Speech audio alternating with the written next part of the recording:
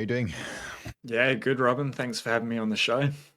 Absolutely. And you've been, I think, 2 or 3 times we talked about before. How many times we already talked about this? It's a lot. Like I think you're my oldest Bitcoin friend. I think I can call you that because you've been inviting me on the podcast before anyone else. I think Daniel Prince and you were the first ones that did that, even before I had the podcast. So I'm super thankful for that and grateful to call you a friend of mine.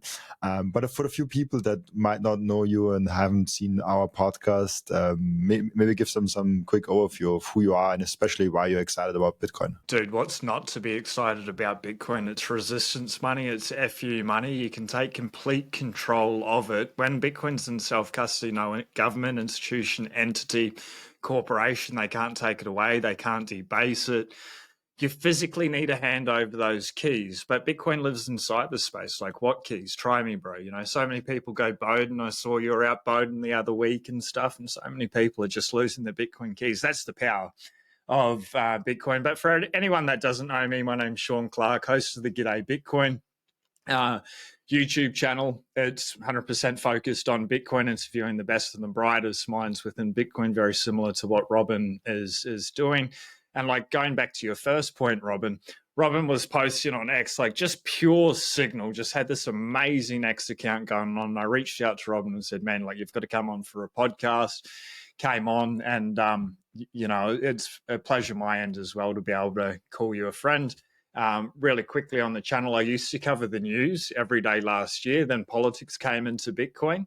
And it just got a little bit too much for me. Like Bitcoin to me is that separation of money from state, like in the words of Nico Moran. And that's what I'm here for. So I stopped doing the news and just focused more on the Bitcoin podcast, having Bitcoin guests on and just reminding people that this is a revolution. You know, if we dip down to 113K, maybe it's a good day to buy a stack and chill instead of panic and sell that bag. You know, fiat prices, we're going to go north of 1 million and stuff. I don't think it's that this cycle, but we can get into that later on as well.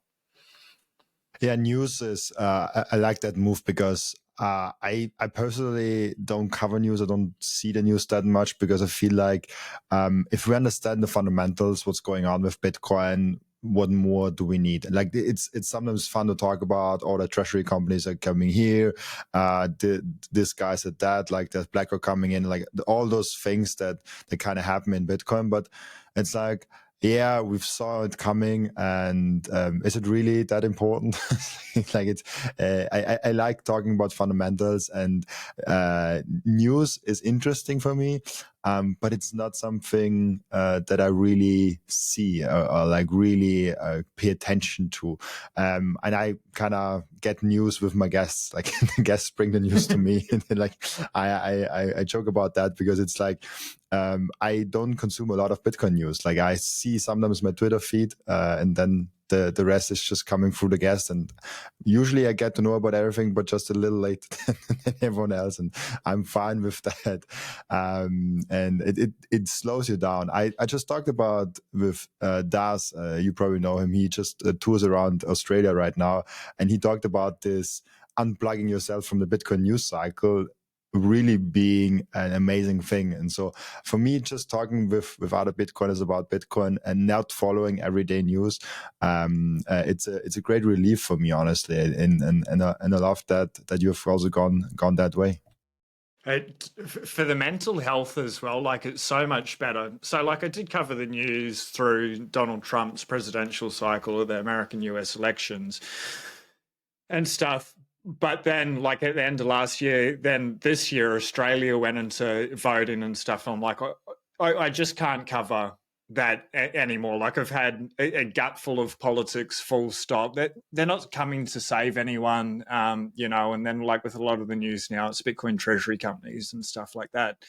And same thing, guests like will bring it up, or I'll see things on my X feed.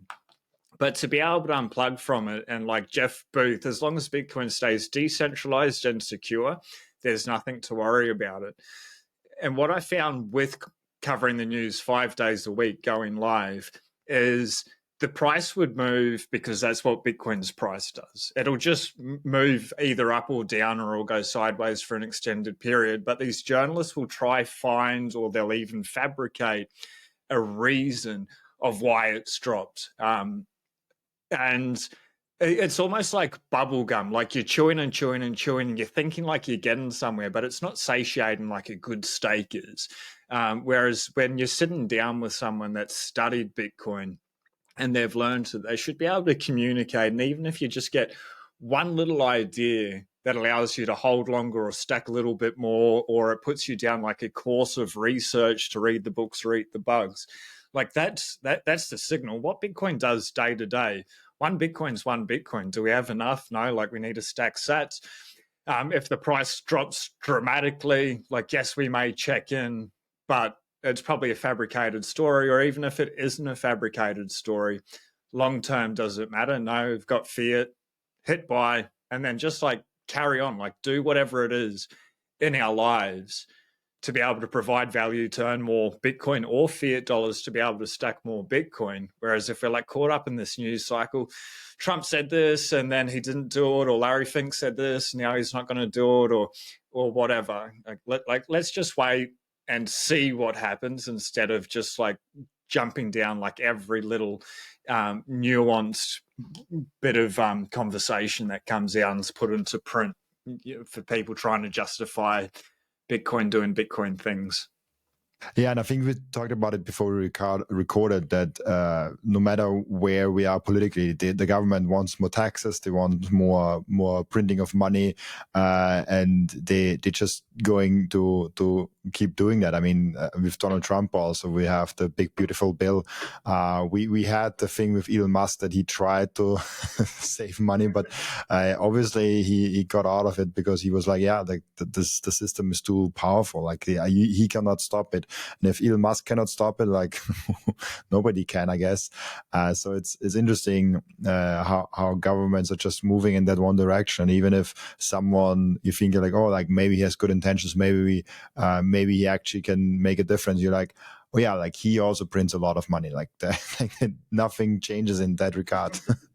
like he's angry, and I haven't really followed it, but just the bits that I was saying that.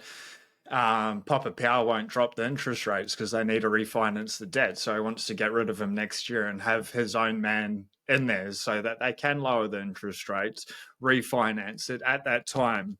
The big print. That's when it comes. But do we need to get caught up in the news cycle? No. Like we can watch the liquidity and stuff. And if like Bitcoin, like pumps crazy, if it goes from where it is 113 to like $180,000 overnight, maybe at that stage it's good to pay attention to the news and find out what the reason is, because if it's pumped for no reason, maybe it just makes sense not to keep buying as much or as fast, and just sort of wait for the market to settle, find out what's going on. But if it goes from like 113 to 180 overnight and nuclear war or something has happened, well, then yes, maybe we want to double down, do everything we can to stack even more in that moment. But for the rest of it, just TikTok, next block, Bitcoin's ticking over a block every 9 minutes, 36 seconds on average. And I guess that's the joy now, Robin. We've got a money that we can save in, like not even need to go out on the risk curve or invest or get into property or stocks or anything like that. We can just save in better money when we secure it right in self-custody, air-gapped, open source, Bitcoin-only device. Like once we've done all that, we know the money's safe. Like there's nothing to worry about. We're not going to lose that purchasing power over time to inflation. The government can't just come out, print more Bitcoins or whatever.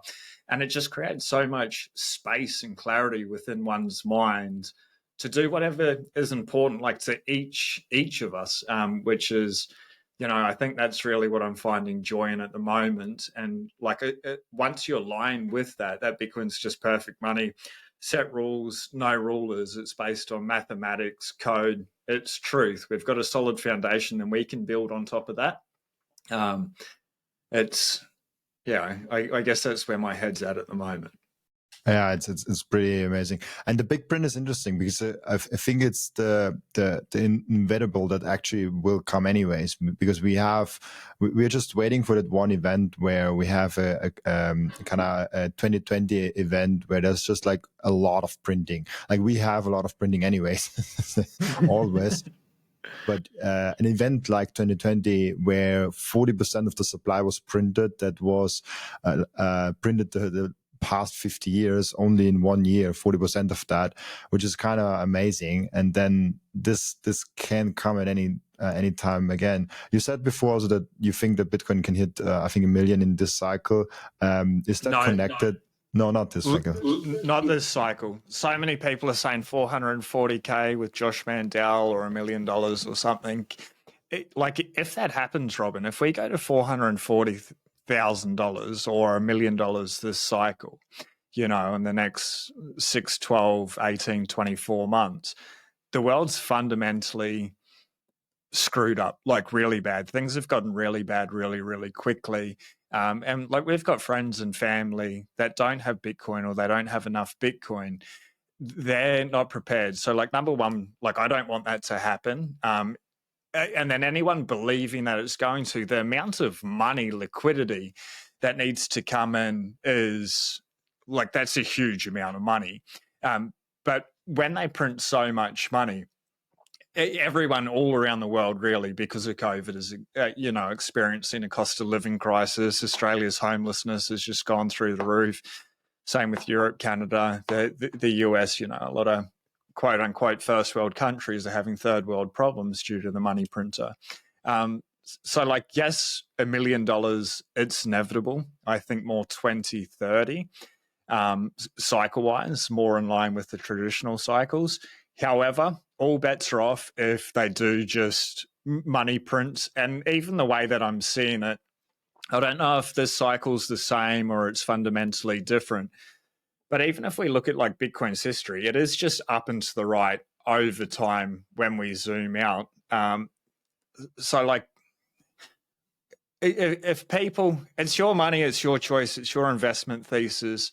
I get all that, but I don't want, I would find it so sad personally if, say, we topped it out 125 or we only go to 150 this cycle and people are waiting for $1 million and then we crash from like 150 down to 98K or something. And then they sell and they panic because Bitcoin's broken because it didn't go to $1 million this cycle. And then a couple of years later, we are at $1 million. I think just by having unrealistic expectations, it can lead us astray and maybe we feel like a little bit dejected or a little bit sad. Like Bitcoin hit 69,000 last cycle, everyone was calling for 100K. It didn't happen. Some of those people where it went from 69,000 down to 15.4 sold and they're never coming back because their research, when they did their own research, they read the books and they're watching the podcasts and everything like that, they were implanted with a belief that was absolutely bullshit. And like, cool, maybe we do get to 400K, maybe we get to $1 million or whatever. Cost of living is going to get worse. So anyone not on Bitcoin's absolutely screwed. We don't want that. And if we go that high, that quick, without like a major reason like the big print, the crash will be huge and like be absolutely devastating for a lot of people, and it could set us back as well. So ultimately, we can't control what Bitcoin will do. We can just be here and observe it. But if I could, I'd just let it just do what it's doing, go up, come down, go sideways, go up, come down a bit, go sideways. And then like anything, like last year, I was saying this cycle 120 to 150K. We hit 125K. So anything more is a bonus, anything less is a bonus. And what can we do just to optimize the amount of sats that we have for next cycle, And I love that message because there's ultimately just two reasons why Bitcoin is going up or down. It's when more people are adopting it, or when the dollar or whatever fiat currencies you're measuring is devalued. And I think the rise in Bitcoin, the adoption rise in Bitcoin, is correlated to the devaluation in some sense. So and I think that's what we have to caution people. If we get actually to like $1 million like in 2026, what does this actually mean? This means that your friends and families are struggling, that the world is screwed, and that there's something really big and bad happened. Like Bitcoin is not just going to $1 million and nothing happened. I mean, it could, but this has to be playing out for like a long period of time to just getting Bitcoin naturally adopted. So I also like, I said like around like 150 to maybe 200K, something like that could be the top. I don't know, like I have no clue. I'm very satisfied with the price. You said it before, like people are panicking because the Bitcoin price just like went down to 110, 113K, 115K, whatever.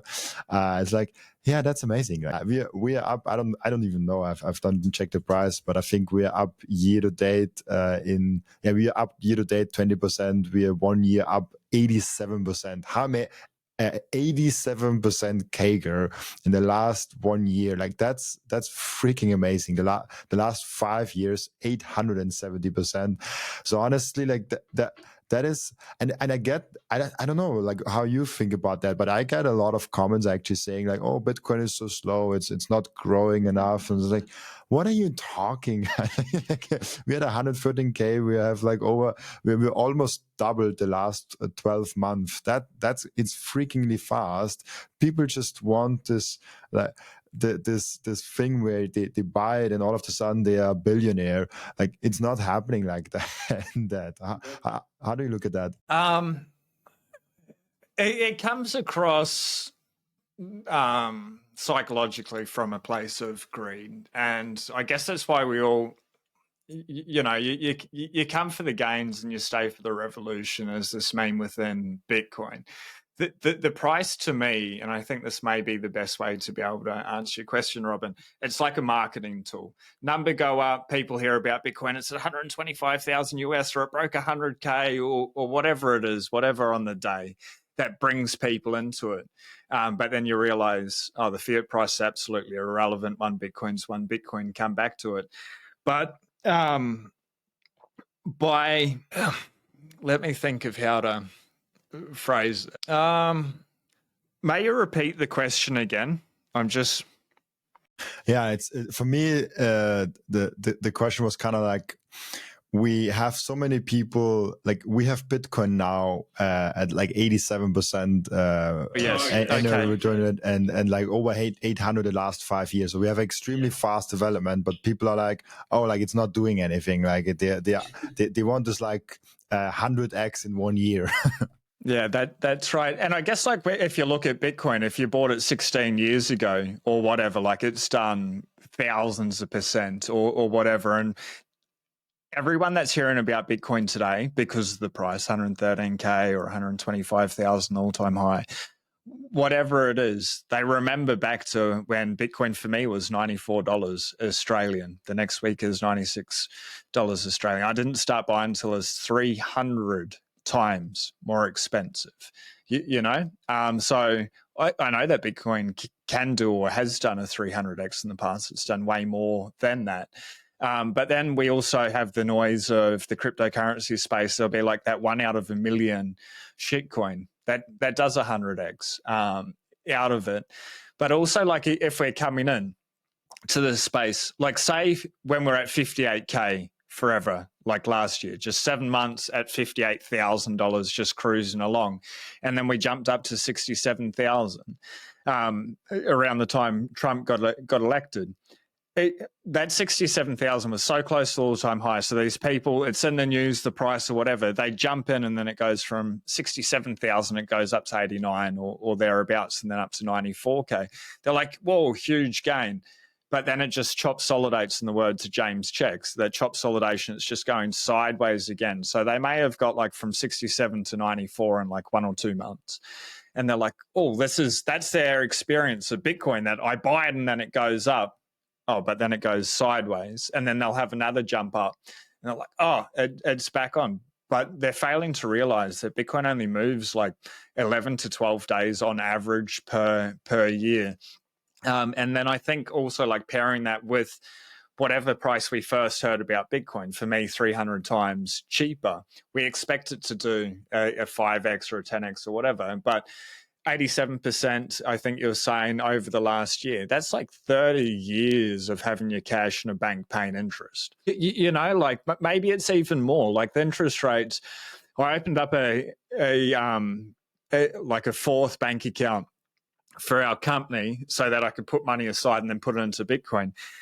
And the lady's like, I just need to tell you about the interest rates. I'm like, don't bother. I'm not interested. She's like, I need to tell you about the interest rates before you can open the account. It's just what we need to do. I'm like, if you need to make me like listen to this, that's fine. And she's like, oh, if you've got under 5,000, it's like 0.01% or 0.001%. I'm like, okay. And she's like, if it's like 5 to 10,000 or whatever, it's this amount. And then she got all the way up to $80,000, and it was like under 1%. I'm like, can I just stop you there? Like, the only reason I've opened this account is to be able to save in Bitcoin. That is my interest rate. Like, I'm not interested. She's like, yeah, I'm finished anyway. So like, depending, obviously it's just like an easy account online so that I can have money aside and then I can put it into Bitcoin.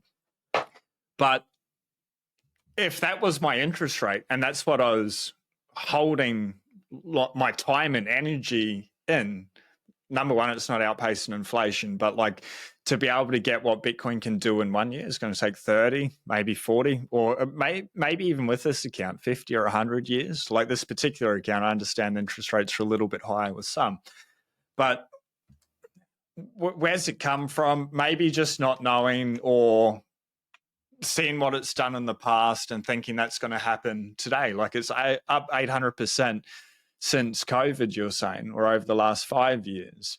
That's 8x. Like that's huge.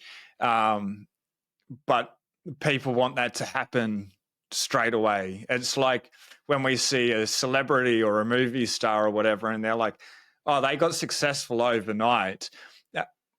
But did they really? Did it not maybe take them 5, 10, 15 years, late nights, grinding away, going to the gym, putting in their proof of work, that focus on that one thing for so long, and then their instant success? But like what came before it? And people see like their friends or family or whatever, they'll have 1 Bitcoin or 10 Bitcoin or something like that. And then when they measure them in fiat dollars, they're like, oh, that person's worth $1 million. They just got rich overnight. Actually, no, maybe it took them 4 years, 5 years, 10 years, whatever it is. But they're just sort of seeing it at that moment or that conversation or that news event or whatever, and not seeing like the history of what led up to there, or like even to bring it back to Bitcoin, going sideways at 58K forever, and then it just jumps up, you know, really quickly to 67, 83 or 4 or whatever it was, then 94. It's just like boom, boom, boom, sideways, and then it'll jump up. Thank you for watching this video. This was only a snippet of the podcast. And if you want to watch the full episode and get all of the context of this episode, you can click right here or here. Oh, maybe also here.